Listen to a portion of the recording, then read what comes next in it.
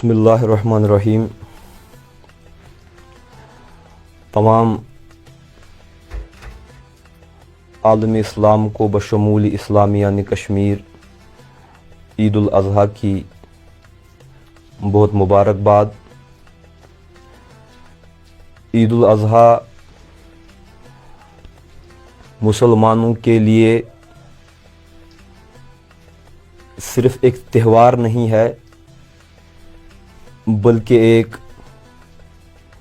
درس حیات ہے۔ اللہ تبارک و تعالی قرآن مجید میں فرماتے ہیں وَإِذِ ابْتَلَىٰ إِبْرَاهِيمَ رَبُّهُ بِكَلِمَاتٍ فَأَتَمَّهُنَّ قَالَ إِنِّي جَاعِلُكَ لِلنَّاسِ إِمَامًا۔ جب اللہ تبارک و تعالی نے حضرت ابراہیم علیہ نبینا علیہ السلام کو بعض امورات سے آزمایا، ابتلا کیا، اور وہ ان آزمائشوں میں پورے اترے۔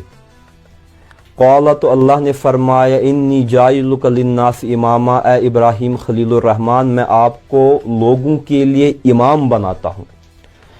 تو امامت کا جو یہ منصب ہے وہ محض یہ امامت نہیں ہے جیسے کہ علامہ مرحوم نے فرمایا قوم کیا ہے، قوموں کی امامت کیا ہے، اس کو کیا سمجھیں گے بیچارے 2 رکعت کے امام۔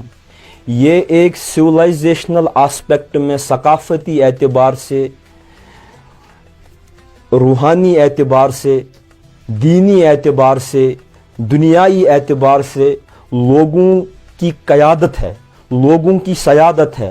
اور یہ امامت کا منصب تب تک حاصل نہیں ہوتا جب تک کہ انسان ان آزمائشوں میں سے نہ گزرے جو آزمائشیں اللہ تبارک و تعالی ایک انسان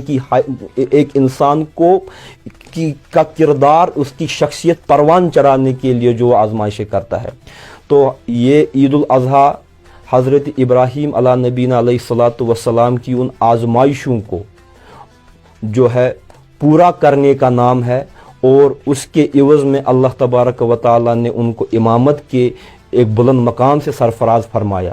مسلمان بھی اس وقت تمام دنیا میں، عالم اسلام میں ابتلا اور آزمائشوں میں مبتلا ہیں، اور یہ ہم پر اللہ تبارک و تعالیٰ کی طرح طرح سے آزمائشیں ہوتی ہیں۔ اور آزمائشیں محض اس لیے نہیں ہوتی کیونکہ وی آر اے ریچڈ لاٹ، ہم گنہگار قوم ہیں اس لیے آزمائشیں ہوتی ہیں۔ آزمائش اس لیے بھی ہوتی ہے تاکہ ہمارا کردار مزید نکھر کر کے سامنے آئے۔